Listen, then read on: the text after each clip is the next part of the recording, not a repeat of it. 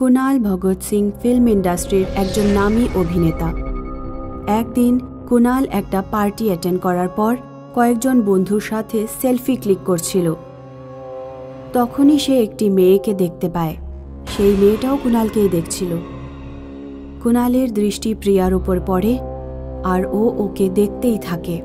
প্রিয়া খুবই সুন্দরী ছিল। ও প্রিয়ার কাছে যায়। হাই, আপনি কি সেলফি তুলতে চান? তখনই কুনালের ম্যানেজার প্রকাশ আসে। স্যার, আপনার দেরি হয়ে যাচ্ছে, যা যাক। হ্যাঁ, একটু পরেই যাচ্ছি, আপনি বসুন। আগে না, আমি বলছিলাম কি, হ্যাঁ আপনার সাথে দেখা করার ছিল। মানে আমি আপনার অনেক বড় ফ্যান। আমার নাম প্রিয়া ঘোষ। Thank you. আপনি কি ফিল্ম ইন্ডাস্ট্রিতেই কাজ করেন? আমি স্টোরি লিখি। 6 মাস আগে এখানেই এসেছি।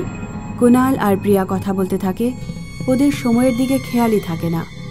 যাওয়ার সময় কুনাল ওকে নিজের নাম্বার দেয়। কননি, আমি অপেক্ষা করব।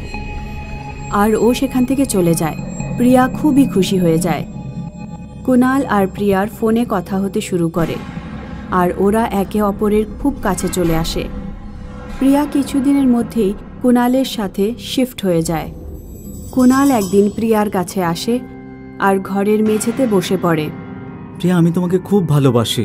আমাদের বিয়ে করে নেওয়া উচিত। আমি আর অপেক্ষা করতে পারছি না প্রিয়া। এখন কি করে কুনাল? এখন তো তোমার ক্যারিয়ারও শুরু হয়নি। আমি ফিল্মে হিরোইন হতে চাই, অনেক কাজ করতে চাই, তোমারই মতো একজন স্টার হতে চাই। আরে এই কথা? তো চলো, কালই তোমাকে একজন প্রডিউসারের সাথে দেখা করিয়ে দেবো। তো চলো, এই উপলক্ষে আমরা সেলিব্রেট করি। এই নাও, মকটেল বানিয়েছি তোমার জন্য, স্পেশালওয়ালা। প্রিয়া সিনেমাতে কাজ করতে শুরু করে। 1 মাস পরে খবর আসে যে কুনাল আত্মহত্যা করেছে। কিছুদিন পর কুনালের উকিল প্রিয়ার কাছে আসে। প্রিয়া ম্যাডাম, কুনাল নিজের সমস্ত সম্পত্তি আপনার নামে লিখে দিয়েছে। আপনার সাইন চাই। আমার কিছুই চাই না স্যার। আমি আমার কুনালকে ফেরত চাই। জানি না ওর কি কষ্ট ছিল যেটা ও আমার সঙ্গে শেয়ার করেনি আর নিজের জীবন শেষ করে দিল। আমি ভালো গার্লফ্রেন্ড হতে পারলাম না। আপনি শান্ত হন, এই প্রপার্টির পেপারে সাইন করে দিন। একটা আত্মাকে উকিল আর প্রিয়ার সাথে বসে থাকতে দেখা যায়। তার চোখগুলো লাল ছিল, চোখের নিচে কালো দাগ দেখা যায়, গলায় গোল চিহ্ন দেখা যায়। প্রিয়া যখনই সই করতে যায়, পেন থেকে কালি লিক হতে থাকে আর পেপার পুরোটাই নষ্ট হয়ে যায়। আরে, এই পেপার তো খারাপ হয়ে গেল। আমি আবার পেপার তৈরি করে নিয়ে আসবো। প্রিয়ার মুখের ভঙ্গি পাল্টে যেতে থাকে। এমন সময় দরজায় কেউ নক করতে থাকে। ও দরজা খোলে তো দরজায় একজন লোক দাঁড়িয়েছিল। প্রিয়া তাকে জড়িয়ে ধরে। কালকের মধ্যে পেপার সাইন হয়ে যাবে, তারপর কুনালের পুরো সম্পত্তি আমার। প্রকাশ, আমরা বড়লোক হয়ে যাব। কুনালকে ড্রাগস দিয়ে মেরে ফেলার পরিকল্পনা আমাদের সার্থক হয়েছে। এখন আমরা দুজন ওর পয়সায় সুখে জীবন কাটাবো। ওরা দুজন প্রিয়ার ঘরে আসে আর দুজন দুজনকে হাগ করে। আর তখনই ওদের ঘরে একটা ফাঁসির দড়ি ঝুলতে থাকে আর কুনালের লাশ বিছানার উপর পড়ে থাকতে দেখা যায়। ওরা দুজন থরথর করে কাঁপতে থাকে।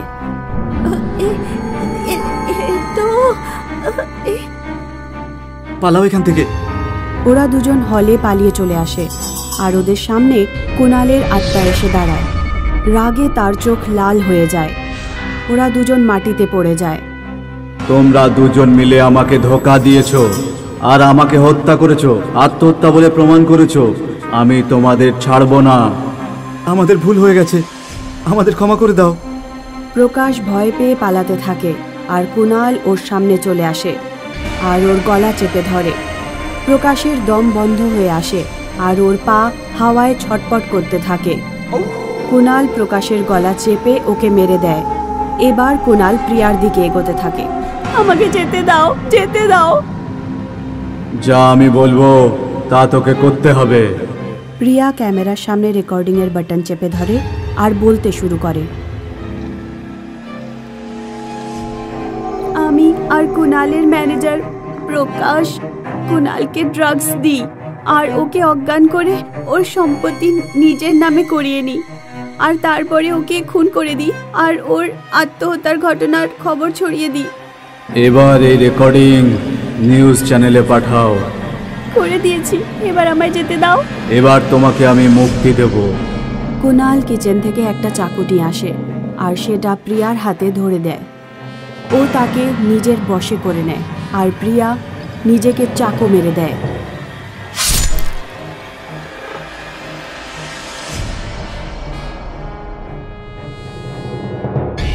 আর ওর মৃত্যু হয়ে যায়।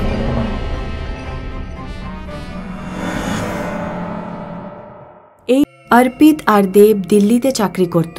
ওদের স্যালারি খুব বেশি ছিল না, সেই জন্য ওরা শহর থেকে দূরে সস্তা একটা ফ্ল্যাট নিয়েছিল।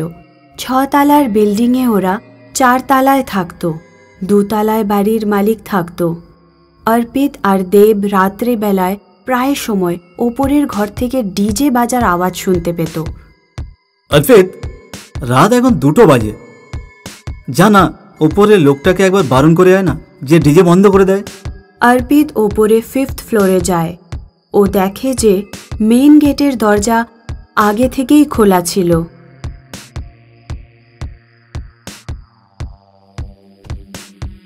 অর্পিত যখনই সেই গেটটা খুলে ভেতরে যায়, ডিজের আওয়াজ বন্ধ হয়ে যায়। ও দেখে যে অন্য ফ্ল্যাট খালি পড়ে আছে আর ওখানে কেউ নেই। অর্পিত ফ্ল্যাটের জানালার পাশে গিয়ে বাইরে দেখতে থাকে। তখনই কেউ একজন ওর মাথায় চুল ধরে নেয়। কে কে কে কে এখানে? কে কে এখানে? অর্পিত খুব ভয় পেয়ে যায় আর ফ্ল্যাট থেকে সঙ্গে সঙ্গে বাইরে বেরিয়ে আসে। পরের দিন সকালে দেব অর্পিতকে বলে, থ্যাংক ইউ ভাই, কাল রাত্রে তুই ডিজে বন্ধ করিয়ে দিয়েছিলি। আমি তো ঘুমাতেই পারছিলাম না। আমিও সারা রাত ঘুমাতে পারিনি। কেন? কাল রাত্রে ডিজে আমি বন্ধ করতে বলিনি। তাহলে ওপরের ফ্ল্যাটের দরজা খোলা ছিল। আমি ভেতরে যেতেই ডিজে বন্ধ হয়ে গেল আর ফ্ল্যাটে কেউ আমার মাথায় মারে। এটা তুই কি বলছিস? ভূতের গল্প মনে হচ্ছে। আমি যেটা বলছি সেটা একেবারে সত্যি। দেব অর্পিতের কথা বিশ্বাস করে না আর অফিসে চলে যায়। ওই দিন রাত্রে যখন অফিস থেকে ফেরে তখন ওর বন্ধু নেহা ওর সাথে ছিল। নেহার জন্মদিন ছিল। নেহা অর্পিত দেবের সাথে কেক কেটে বার্থডে সেলিব্রেট করে আর সবাই ঘুমিয়ে পড়ে। রাত্রে আবার ওপরের ফ্লোর থেকে ডিজের আওয়াজ আসতে শুরু করে দেয়। আরে ভাই, আজ আবার? আজকে আমি যাব না, তুই যা।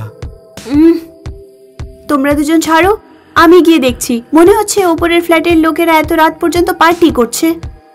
নেহা ওপরে যায়। ফ্ল্যাটের দরজা বন্ধ ছিল। নেহা খুব জোরে জোরে দরজা ধাক্কা মারে।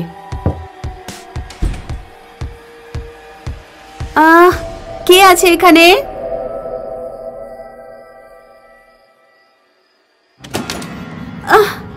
খোলো, কে আমাকে বন্ধ করলো? হে ভগবান, আমি তো মোবাইলটাও আনিনি।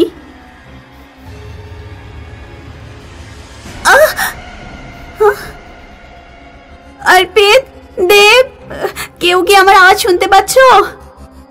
অর্পিত আর দেব ঘুমোচ্ছিল এখনো। দেব নেহার চিৎকার শুনতে পায়। দেব উঠে পড়ে আর ওপরের ফ্ল্যাটে দৌড়ে যায়। ফ্ল্যাটের দরজা বন্ধ ছিল। নেহা!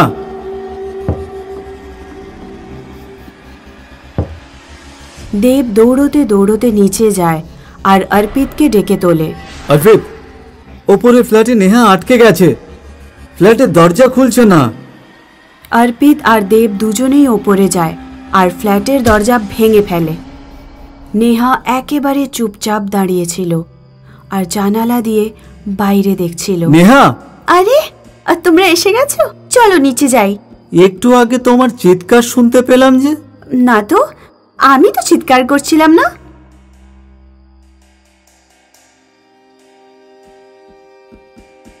নেহা, দেব আর অর্পিত ঘুমিয়ে পড়ে। কিছুক্ষণ পর ওপরের ফ্ল্যাট থেকে আবার আওয়াজ আসতে শুরু করে। অর্পিতের চোখ খোলে। ও দেখে যে নেহা বিছানায় নেই। দেব, ওঠ! নেহা আবার কোথায় গেল? অর্পিত আর দেব দৌড়তে দৌড়তে ওপরের ফ্ল্যাটে যায়। ফ্ল্যাটের ভেতরে ঢুকতেই ওদের চোখ ছানা বড়া হয়ে যায়।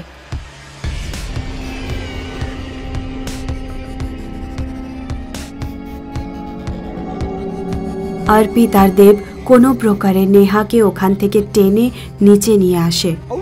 নেহা দেবের গলা টিপে ধরে, তবে দেব কোনো প্রকারে নেহার হাত থেকে বেঁচে যায়। দেব আর অর্পিত ওই রাত্রে দোতলার ঘরের মালিকের কাছে পৌঁছায়। আপনার বিল্ডিংয়ে টপ ফ্লোরে এসব কি চলছে? 7 বছর আগের কথা, দুজন ছেলে আর মেয়ে একসাথে ওপরের ফ্ল্যাটে বাস করতে এসেছিল।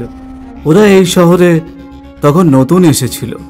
প্রথমের দিকে তো ওদের জীবনযাত্রা ঠিক চলছিল, কিন্তু তারপর কোনো কারণবশত ওদের চাকরি চলে যায়। ওই দুজন মেয়ে ওই দুজন ছেলের গার্লফ্রেন্ড ছিল। চাকরি চলে যাবার কারণে টাকা পয়সার অনেক সমস্যা হতে লাগলো। আর তারপর একদিন ওদের মধ্যে একজন মেয়ের জন্মদিন ছিল। জন্মদিন পালন করার পর ওরা 4 জন ঝাঁপ দিয়ে আত্মহত্যা করে নেয়। তবে থেকে ওপরের ফ্লোর থেকে এরকম পার্টির আওয়াজ শোনা যায়, যদিও ওরা কাউকে ক্ষতি করে না। তোমরা চাইলে থাকতে পারো, না হলে ফ্ল্যাট খালি করতে পারো। দেব আর অর্পিত ফ্ল্যাট ছেড়ে দেয় তখনই। আজও যদি কেউ 4 তলায় থাকতে যায়, তবে সে ওপরের ফ্লোর থেকে পার্টির আওয়াজ শুনতে পায়।